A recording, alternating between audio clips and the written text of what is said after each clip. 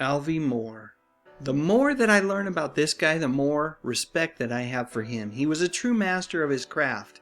His craft was comedy, and quite frankly, there was a point in time a few decades back when one could argue that you didn't get much funnier than Alvy. So why would people say that? Well, it was, truth be told, due primarily to one television show. Green Acres was the show that made Jack Alvin, Alvy Moore, a familiar face in American homes. He was never a superstar, but he was that guy. You recognized him whenever he showed up on TV. On Green Acres, Alvy was scatterbrained county agricultural agent Hank Kimball. His shtick was pretty simple.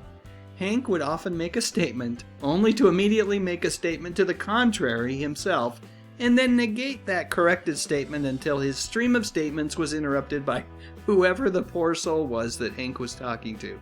During his career, Alvy appeared in hundreds of TV shows and movies, including Little House on the Prairie and The Waltons. During the late 60s, riding high on his fame in Green Acres, Alvy made an appearance on The Andy Griffith Show during season 6. Hey, if Alvy showed up on The Andy Griffith Show, you know I'm going to talk about it. Anyway, it was during an episode where Aunt Bee is enchanted by her niece Martha's baby.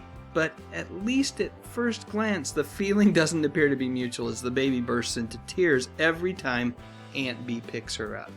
And in this episode, Alvy makes a brief but hilarious appearance as a salesman. One thing that Alvy didn't particularly enjoy discussing was his time as a Marine in World War II. Alvy participated in the Battle of Iwo Jima. A few years prior to his passing, fellow actor James MacArthur, famous himself for his role in Hawaii Five-0, penned a magazine article about Alvy. In order to write the article, MacArthur spent hours visiting with him and was regaled with story after story about his time in Hollywood. That said, when MacArthur asked him about Iwo Jima, Alvy didn't want to relive that day and quickly moved past the question. In the article, MacArthur notes that many brave men and women that participated in that conflict, as well as others, absolutely do not revel in the machinations of war. Instead, they typically want to move past and just think about happier times. Whatever the reason, I am grateful for brave men and women like Alvy Moore who risked their lives, sacrificed their time to protect the country they loved. Alvy passed away in 1997. It's hard to believe that it's been more than 20 years. His marker refers to him as Mr. Wonderful of Hollywood.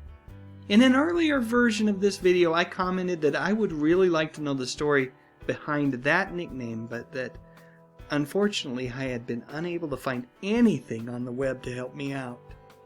But wouldn't you know it, I was lucky enough to have someone very close to Mr. Moore help me out. You see, Allison Moore, Alvy's daughter, left a comment explaining that when her dad would call someone and they would ask who it was, he would reply, "It's Mr. Wonderful of Hollywood," in a dry and deadpan tone.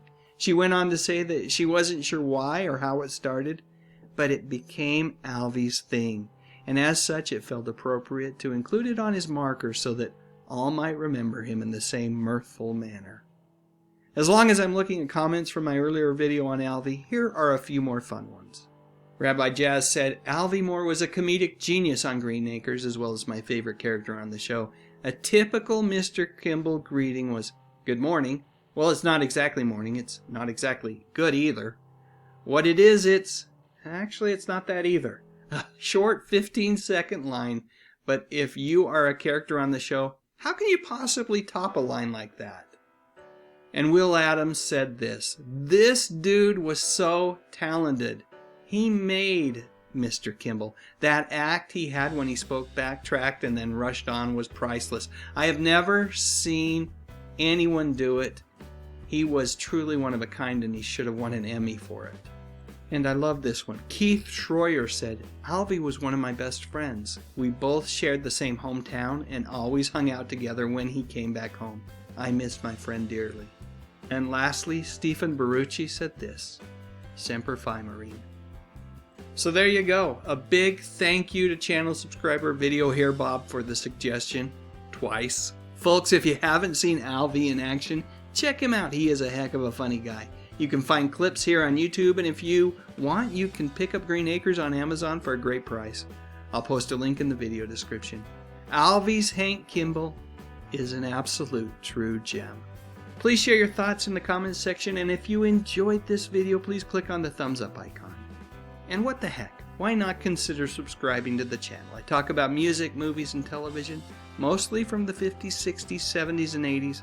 You know, the good stuff. But most importantly, and as always, thank you so much for watching.